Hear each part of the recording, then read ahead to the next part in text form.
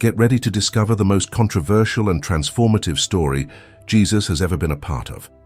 A story that religious leaders tried to use to destroy him, but surprisingly ended up becoming one of the greatest lessons on forgiveness and mercy in human history. Have you ever wondered how you'd react if you found yourself in a situation where everyone is pointing fingers at you, just waiting for you to fall? And what if I told you there's a way to turn even the most humiliating moments of your life into a powerful opportunity for a fresh start? This story, which many know on a superficial level, has deep layers and lessons that are highly relevant to our lives today. Want to know how? The story of the adulterous woman goes way beyond what you learned in Sunday school. It reveals the behind the scenes of a carefully planned political trap, exposes the hypocrisy of the religious leaders of the time, and shows how a smart and bold response can completely change the course of someone's life. While society wanted to see blood and punishment, Jesus was about to give a true masterclass on how to treat people who have made mistakes, and the outcome will leave you speechless. But here's what impresses me even more. This is not just a distant story that happened 2,000 years ago. It's actually a practical guide on how to deal with judgment, criticism, and second chances, an approach you can apply to your life right now.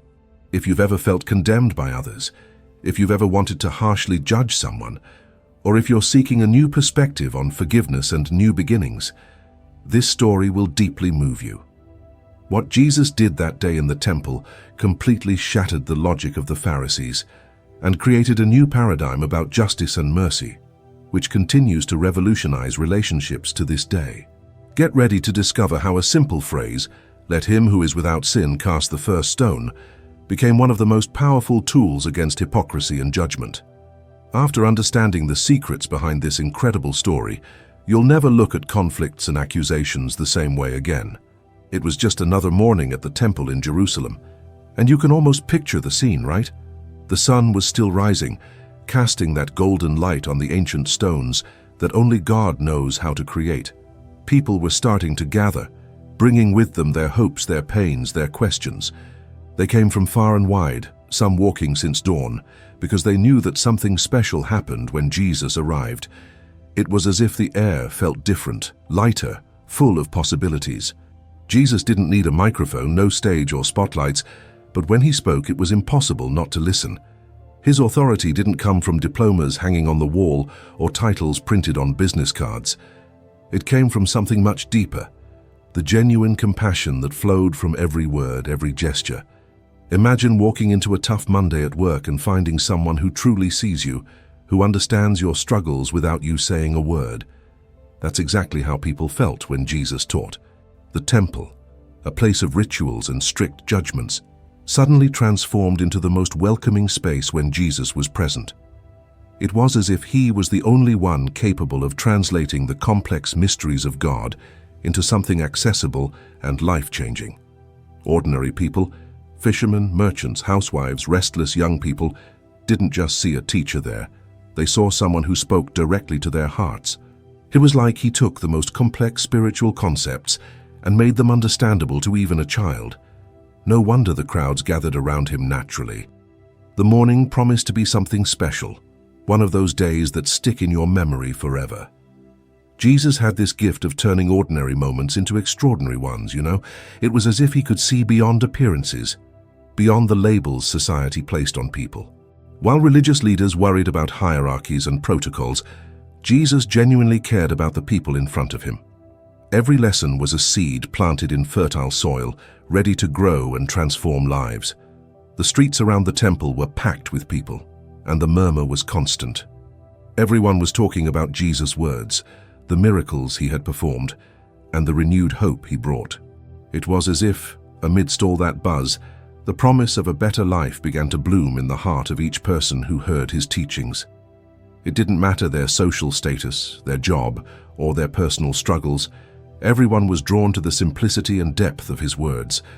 But no one there could have imagined that this morning would be marked by an event that would challenge everything they thought they knew about justice, mercy, and forgiveness. The stage was set for one of the most powerful lessons in human history. It was as if destiny itself was preparing the stage for a teaching that would echo through the centuries, touching hearts and transforming lives even to this day. And you know how it is when something great is about to happen.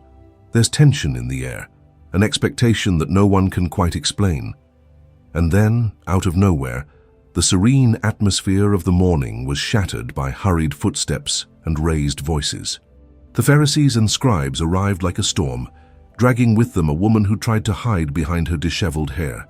Have you ever witnessed a situation where someone was publicly exposed?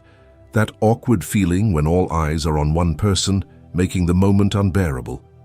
That's exactly what was happening, but multiplied by 1,000. The woman, vulnerable and dragged by her own accusers, was no longer a person, but a pawn in a twisted political game of power and control. These religious leaders weren't there out of compassion or true justice. They had a well-calculated, crafty plan. It was like when someone asks a tricky question in a meeting, knowing that any answer will put you in an uncomfortable spot. They wanted to force Jesus to choose between two seemingly impossible options: follow the law of Moses to the letter or show mercy. It was a strategic trap, just like the ones experienced politicians love to set for their opponents. The accusation echoed through the temple courtyard like thunder. "Teacher, this woman was caught in the act of adultery." The words were carefully chosen, each syllable laced with malicious intent. They knew exactly what they were doing, exposing someone's vulnerability to get what they wanted. It's like when we see someone use another person's mistakes as ammunition in an argument, without caring about the emotional damage it causes. The woman there wasn't seen as a human being, but as a tool to discredit Jesus. What's most striking about this story is the blatant hypocrisy of the situation. Where was the man? Adultery, by definition, involves two people, but only she was dragged into that public court. It was the old story of a male-dominated world where the woman alone carries the weight of guilt and shame. The Pharisees didn't care about real justice. They just wanted to create an impossible situation for Jesus. It's like when someone points out others' mistakes, but conveniently forgets their own skeletons in the closet. The crowd that had gathered to hear Jesus' teachings of love and hope suddenly found themselves in the middle of a public trial. People looked from Jesus to the accusers, then to the woman trying to process what was happening. Can you imagine the embarrassment? It was like being at a lively party, and suddenly someone starts a fight in the middle of the room. The discomfort was visible on the faces of those who only wanted to learn about God and find peace for their souls. The tension filled the air, and it was as if the atmosphere became heavy, dense, waiting for a response. The Pharisees positioned themselves strategically, surrounding Jesus like experienced lawyers presenting an irrefutable case. They quoted the law of Moses with the precision of those who had memorized every comma. In the law, Moses commanded us to stone such women.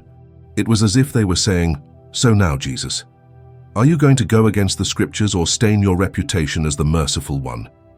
They thought they had created the perfect dilemma, confident that he wouldn't be able to get out of it.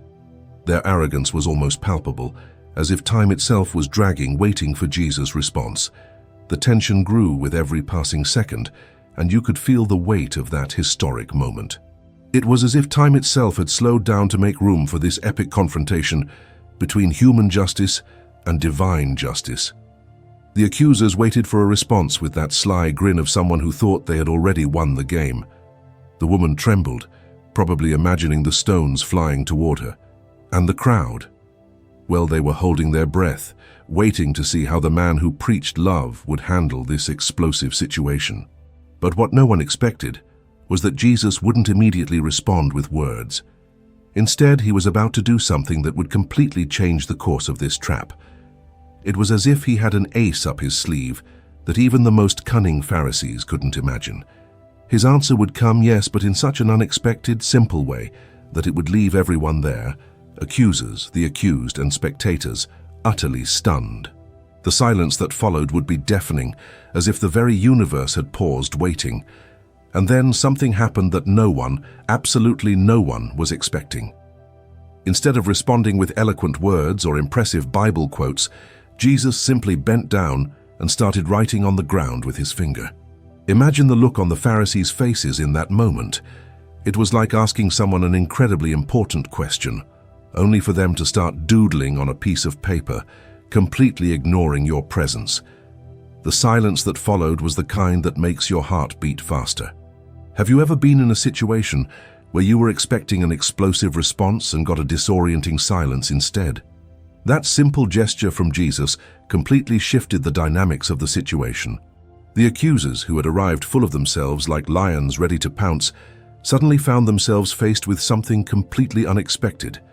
It was like preparing a presentation full of arguments to convince someone, and the person listens in silence, not challenging a single word. You'd be left speechless, right? Jesus was creating a space for reflection in a moment when everyone expected confrontation and heated debate. It was genius in its simplicity. No one knows exactly what Jesus was writing on the dusty ground of that courtyard. Some scholars say he may have been listing the sins of the very accusers. Can you imagine that? Others believe he was simply drawing random lines, creating a needed moment of pause. It's like when you're in a tense argument and someone does something unexpected that completely breaks the hostile mood. Suddenly everyone stops and thinks, wait, what's going on here? That's exactly what Jesus was provoking in the hardened hearts of the accusers. What impresses me the most is how Jesus managed to transform a public trial into a moment of deep introspection. While he wrote, each person there, including the Pharisees, had time to look inward. It's like when you're ready to judge someone harshly, but then you stop, thinking about your own life and your own mistakes. Those seconds of silence must have felt like an eternity to those who expected an immediate response. Jesus was showing that sometimes wisdom isn't in the rush of the answer, but in the pause of reflection. The silence was the key, and that silence was teaching more than any word. The crowd watched, fascinated, not fully understanding what was happening, but sensing that something deeply transformative was unfolding before their eyes. It was like watching a master chess player make a seemingly simple move, but one that completely changes the game. Jesus wasn't avoiding the question or buying time out of nervousness. He was creating the perfect environment for what would come next. Every second of silence was like a seed being planted in the hearts of those proud men, and they had no idea what to do with it.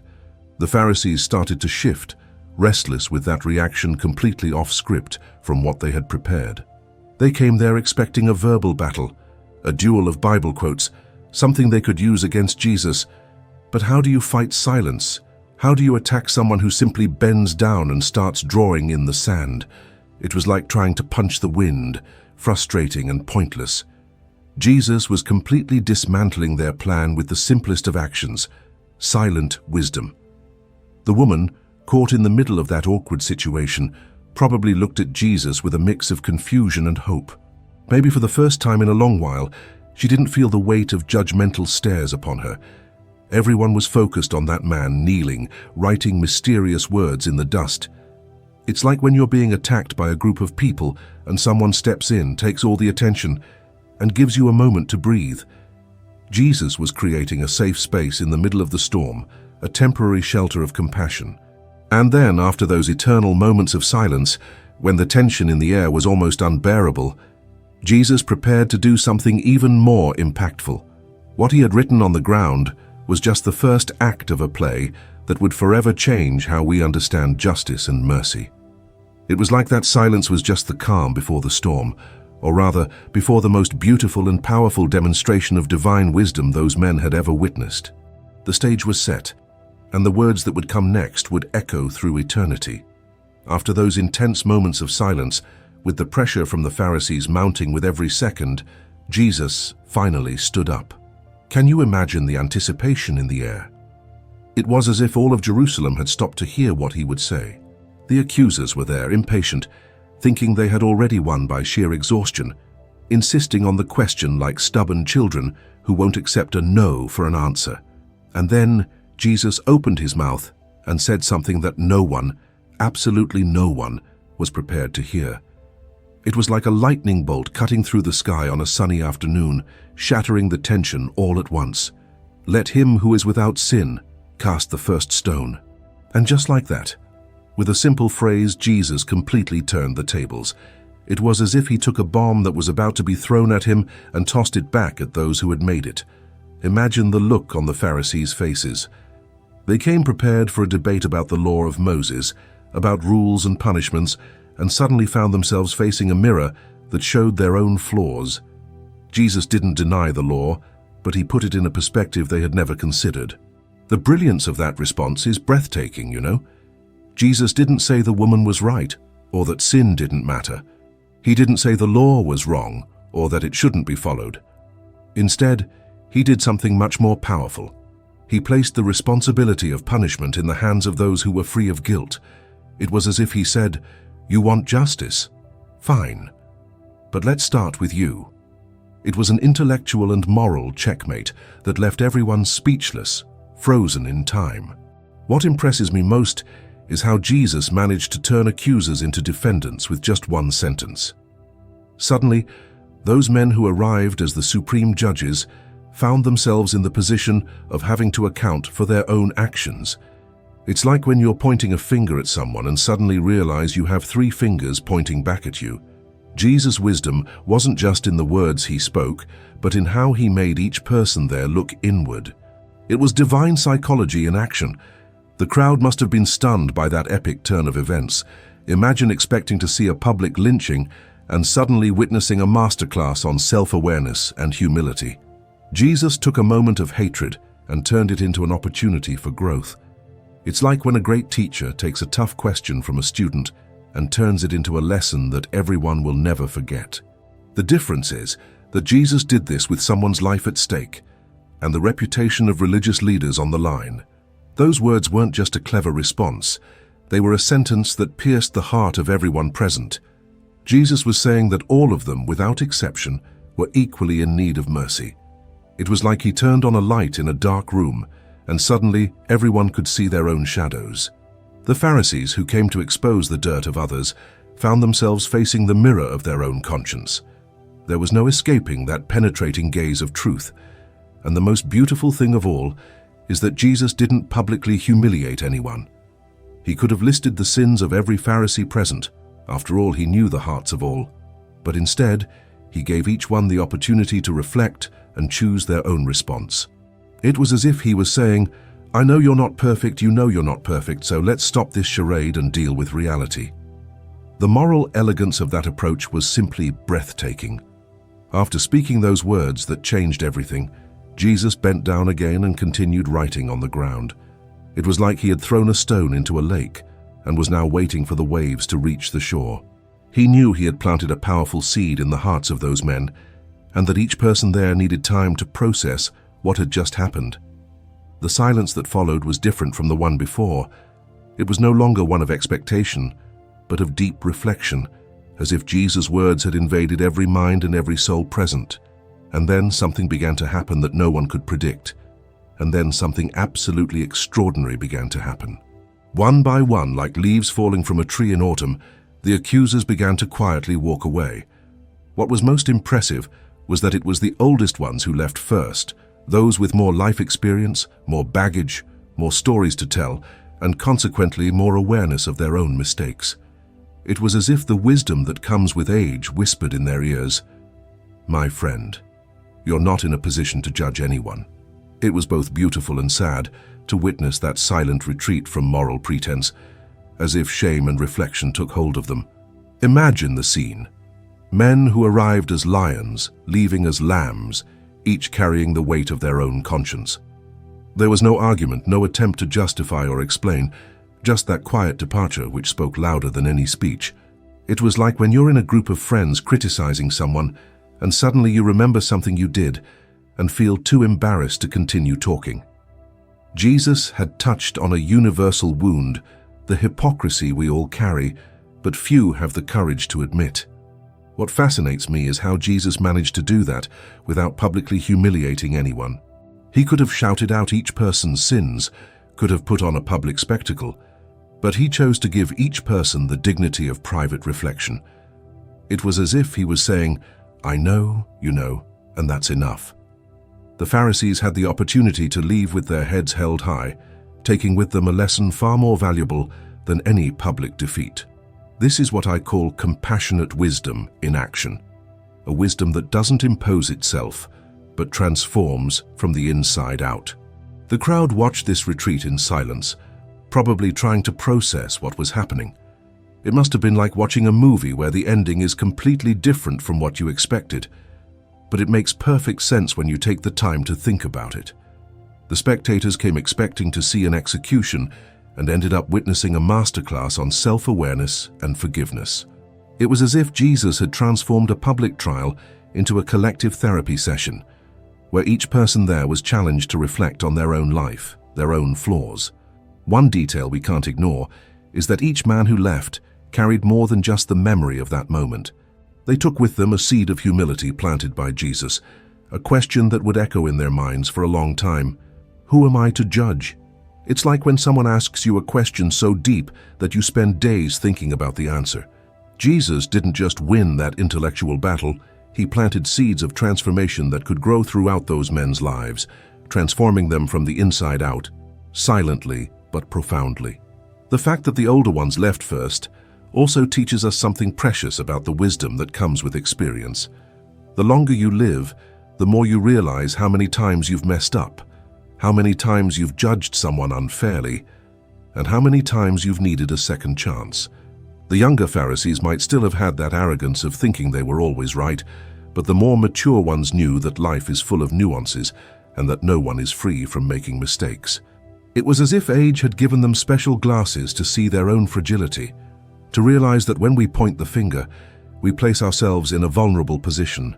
In just a few minutes, that crowd of accusers had dissolved like salt in water.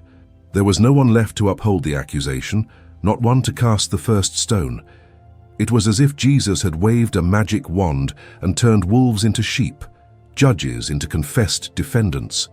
The power of those simple words, "Let him who is without sin cast the first stone," had worked a silent miracle in the hearts of those men. They came to expose the sins of others and ended up confronting their own. And so, in a silence almost sacred, the temple courtyard emptied of its accusers, leaving only Jesus and the woman. It was as if a storm had passed, and now only calm remained, with the possibility of a new beginning. The woman who had arrived there as a defendant in the courtroom suddenly found herself alone with the only judge who truly mattered. And this judge was about to give her a sentence that would change her life forever. The stage was set for the most important meeting of that morning, and then only the two of them remained, Jesus and the woman. Imagine the contrast of that moment. Just minutes before, she had been at the center of a hurricane of accusations, surrounded by angry voices and condemning stares, and now she found herself in an almost intimate silence with the man who had changed everything with a few simple words. It was like stepping out of a deafening rock concert and suddenly being in a silent library. The difference was striking. Can you feel the relief that must have washed over that woman when she realized the accusers had disappeared? Jesus stood up again, but this time there was no hurry, no tension in the air.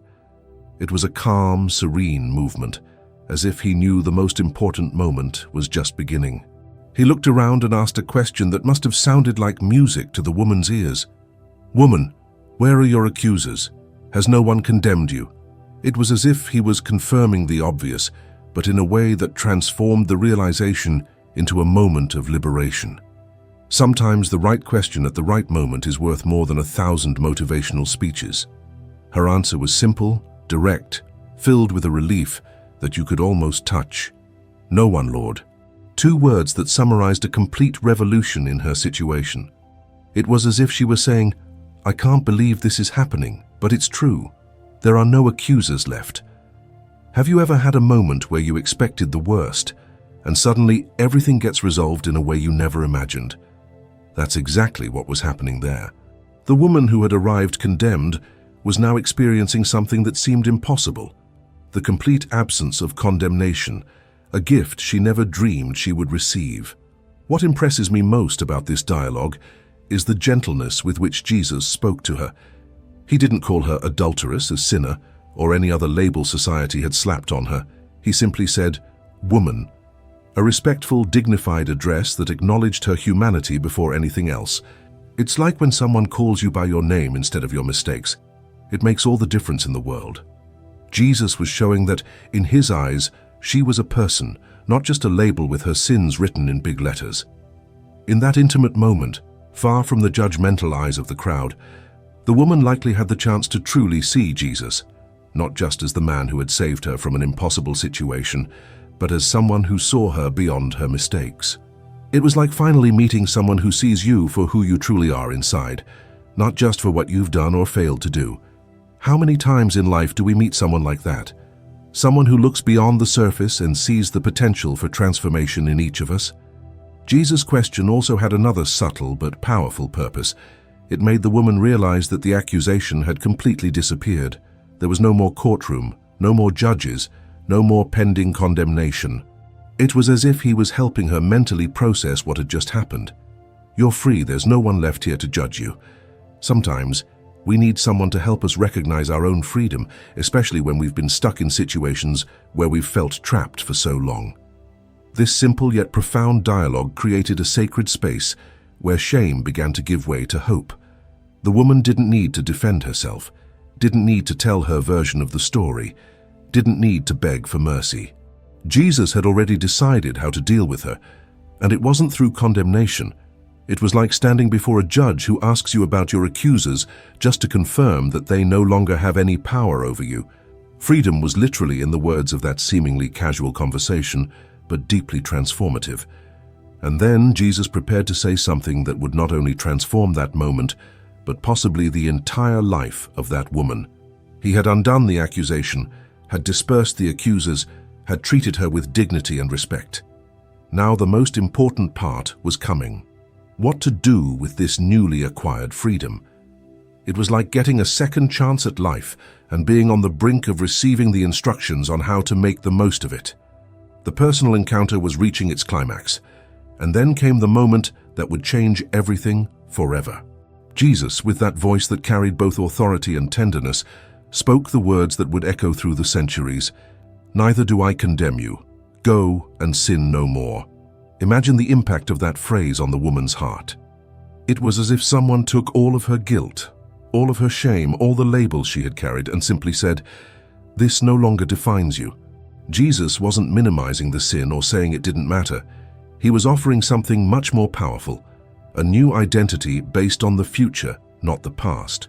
The first part of the sentence, "Neither do I condemn you," must have sounded like heavenly music.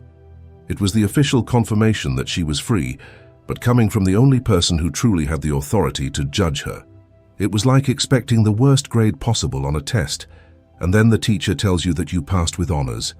Jesus, who knew every detail of the human heart, who had every right to administer divine justice, chose mercy. It was the purest forgiveness anyone could receive, no conditions, no penance, no probationary period. But the second part of the phrase was equally transformative. Go and sin no more. It wasn't just forgiveness for the past, it was a declaration of faith in her future. Jesus was saying, "I believe you can be different. I see the potential for change in you. I trust that this is not your true identity." It's like when someone you deeply respect tells you they believe in you. It changes something deep in your soul. Jesus didn't just erase the past. He opened the door to an entirely new future. What moves me most about this message is that it didn't come with a list of rules or a manual on how to behave. Jesus didn't say, "Go and follow these 50 commandments to not sin again." He simply planted a seed of transformation in her heart and trusted that this seed would grow. It was like giving someone not just a second chance, but the confidence that they have everything they need to do things differently. This is what I call transformative faith in action. The genius of this approach lies in how perfectly Jesus balanced forgiveness and responsibility. He didn't say the sin was irrelevant. On the contrary, by saying, "Sin no more," he was acknowledging that something was wrong and needed to change. But at the same time, he didn't let the weight of guilt crush the possibility of a new beginning. It's like when a good father corrects his child. He makes it clear that the behavior was wrong, but never questions the love or faith in the child's ability to improve. Those words also carried an implicit promise that Jesus would be there to help her on the journey. When someone says to you, "Go and sin no more," especially someone who has just saved you from an impossible situation, there is a trust that this person won't abandon you halfway. It was as if Jesus was saying, "I'm giving you not just the opportunity, but the strength to live differently." It wasn't a cold command. It was a loving invitation to a new life. The woman probably left that moment not only relieved, but deeply transformed. She had arrived as the adulteress and was leaving as the woman forgiven and empowered for a new life. It was a complete identity change in a matter of minutes. Imagine waking up one morning as one person and ending the day as someone completely different, not because of what you did, but because of what someone saw in you. That's the transformative power of divine grace operating in real life. And the most beautiful thing is that this message wasn't just for her. Every person who has heard this story over the centuries has received the same offer: total forgiveness for the past and faith in the possibility of a different future. Jesus was setting a standard that would forever change the way we understand justice, forgiveness, and transformation. It was as if he was saying to all of humanity, no matter what you've done, I believe you can be different. And that message still echoes today, waiting to find hearts willing to receive a second chance. And then, when the dust settled and the crowd began to process what they had just witnessed, something extraordinary was revealed. They had just watched the clearest demonstration of the difference between human judgment and divine mercy. It was as if Jesus had opened a window to show how heaven views things compared to the way we down here usually see. The Pharisees came with their justice of rulers and compasses, ready to measure, weigh, and condemn. But Jesus brought something completely different, a scale that weighed not only the mistakes, but also the potential for redemption. The brilliance of what Jesus did that day was showing that true justice isn't about punishing the wrong, but about creating conditions so that it doesn't happen again. It was like a doctor who, instead of just diagnosing the illness, cares about curing the patient. The Pharisees were obsessed with the woman's sin, but Jesus was focused on the person behind the sin. He was able to see beyond what she had done and see who she could become. That's what happens when we look at people with the eyes of grace instead of the lenses of judgment. What impresses me the most is how Jesus managed to turn a moment of public condemnation into an opportunity for growth for everyone involved. The Pharisees learned humility, the woman experienced transforming forgiveness, and the crowd witnessed a practical lesson on how to treat those who have gone astray. It was as if Jesus had taken a potentially destructive situation and used it as raw material to build something beautiful. This is the power of grace. It doesn't deny the reality of the wrong, but transforms that reality into an opportunity for growth. The story teaches us that there is a vast difference between being religious and being spiritual. The Pharisees were extremely religious. They knew the scriptures by heart, followed all the rules, and performed all the rituals. But Jesus showed something that transcended religiosity: genuine spirituality, which cares more about restoration than punishment. It's like the difference between a police officer who just wants to arrest criminals and an educator who wants to transform lives. Both deal with the same problem, but with completely different approaches. Jesus also showed us that grace is not permissiveness. When he said, "Go and sin no more," he was making it clear that the behavior needed to change. But the way he communicated this, after offering forgiveness, after treating the woman with dignity, after dispersing the accusers, created an environment where change became not only possible, but desirable. It's like when someone believes in you so much that you don't want to disappoint them. Grace creates the perfect context for genuine transformation, providing not only the chance to change, but also the motivation to do so. The crowd that witnessed that scene must have left with a completely new understanding of forgiveness and second chances. They saw that it's possible to confront the wrong without destroying the person, that it's possible to be just without being cruel, that it's possible to offer correction wrapped in compassion. It was as if Jesus had given a masterclass on human relationships, showing in practice how to handle the failings of others in a way that promotes healing instead of more wounds. How many conflicts could be resolved if we applied these principles? The contrast between the Pharisees' approach and Jesus was striking. They wanted to make a public spectacle of punishment, to turn the woman's mistake into a lesson through fear. Jesus chose to make a public spectacle of mercy, turning her mistake into a lesson through love. It's the difference between educating by terror and educating by inspiration. One approach leaves deep scars and lasting trauma.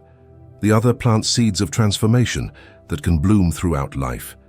And perhaps the deepest lesson of all is this: Jesus showed us that everyone deserves to be seen beyond their worst moments. The adulterous woman was not just her mistakes.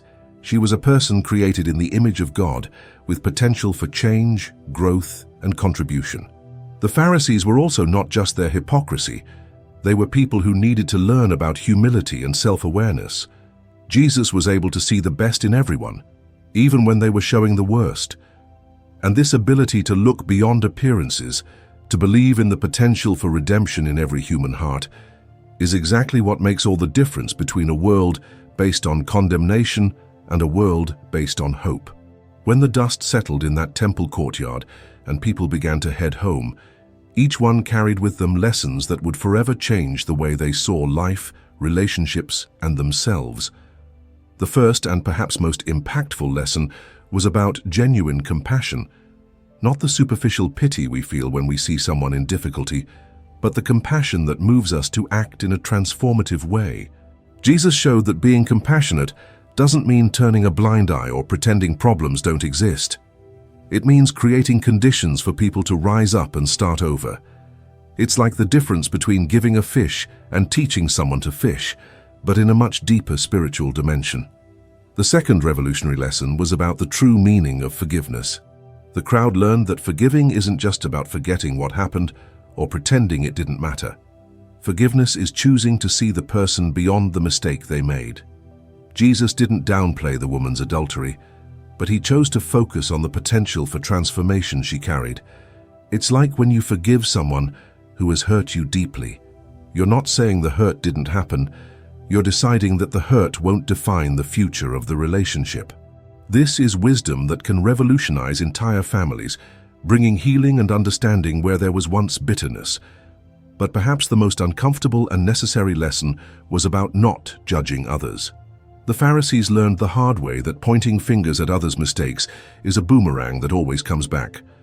Jesus showed that before we position ourselves as judges in someone else's life, we need to honestly assess our own journey.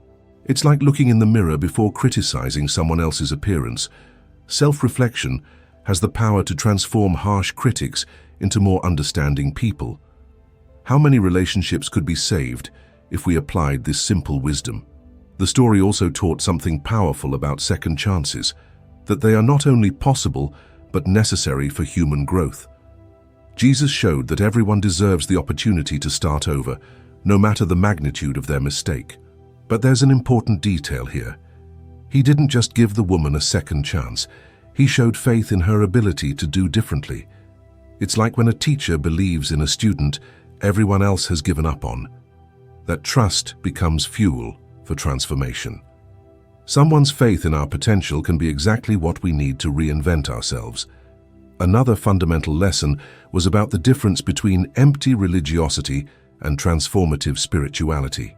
The Pharisees had all the religious theory down pat, followed all the rules and performed all the rituals. But Jesus showed something that transcended religiosity, genuine spirituality that cares more about restoration than punishment. It's like the difference between a police officer who just wants to arrest criminals and an educator who wants to transform lives. Both deal with the same problem, but with completely different approaches. And the difference between those approaches can change an entire community. Jesus also showed us that grace is not permissiveness. When he said, "Go and sin no more," he was making it clear that behavior needed to change. But the way he communicated this, after offering forgiveness, after treating the woman with dignity, after dispersing the accusers, created an environment where change became not only possible, but desirable. It's like when someone believes in you so much that you don't want to disappoint them. Grace creates the perfect context for genuine transformation, not as a cold command, but as a loving invitation to a fresh start. The crowd that witnessed that scene must have left with a completely new understanding of forgiveness and second chances. They saw that it's possible to confront the wrong without destroying the person, that it's possible to be just without being cruel, that it's possible to offer correction wrapped in compassion. It was as if Jesus had given a masterclass on human relationships, showing in practice how to handle the failings of others in a way that promotes healing rather than more wounds. How many conflicts could be resolved if we applied these principles in our daily lives? The contrast between the Pharisees' approach and Jesus was striking. They wanted to make a public spectacle of punishment, turning the woman's mistake into a lesson through fear. Jesus chose to make a public spectacle of mercy, transforming her mistake into a lesson through love. It's the difference between educating by terror and educating by inspiration. One approach leaves deep scars and lasting trauma. The other plants seeds of transformation that can bloom throughout life. And perhaps the deepest lesson of all is this: Jesus showed us that everyone deserves to be seen beyond their worst moments. The adulterous woman wasn't just her mistakes. She was a person created in God's image, with potential for change, growth, and contribution. The Pharisees were also not just their hypocrisy. They were people who needed to learn about humility and self-awareness. Jesus was able to see the best in everyone, even when they were showing the worst. And this ability to look beyond appearances, to believe in the potential for redemption in every human heart, is exactly what makes all the difference between a world based on condemnation and a world based on hope. Now let me ask you this. After learning this incredible story, what will you do with this knowledge? Will you file these lessons away in the drawer of your mind, or will you allow them to transform the way you see the people around you? Think about it. How many times have you been too quick to judge someone? How many times have you pointed the finger at others' mistakes, completely forgetting your own? The truth is, we are all, at once, both the adulterous woman and the accusing Pharisees. We've all made mistakes and need mercy, but we've also all been tempted to judge someone harshly. The difference now is that you hold the key to breaking that destructive cycle, the wisdom of Jesus on how to treat people who fail. So I ask you, will you use this wisdom to build bridges or to build walls?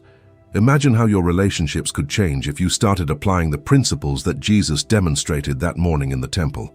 What if you stopped defining people by their worst moments? What if you started seeing the potential for transformation where others only see flaws? What if you became known as someone who offers second chances instead of perpetual condemnations? Your family, your friends, your co-workers, they could all be impacted by this shift in how you see and treat people. But here's the real challenge. Do you have the courage to apply that mercy to yourself as well? Can you stop condemning yourself for past mistakes and embrace the possibility of a different future? Jesus looked at a woman caught in adultery and saw the potential for transformation in her. He can do the same for you no matter what's in your history. The question is, are you willing to believe in that and live up to that new identity? Don't let this story stay just in your head. Let it reach your heart and transform your actions. Start today by practicing the radical forgiveness Jesus demonstrated, both with others and with yourself. Become someone known for the ability to look beyond mistakes and see the potential in others. Be the person who offers hope where others offer condemnation. If this message touched your heart, and you want to keep discovering transformative secrets from the stories of Jesus, don't forget to subscribe to the channel and turn on the notification bell. There's much more practical wisdom waiting for you, and I guarantee every story will equip you with powerful tools to live a fuller, more compassionate, and more transformative life. See you in the next video.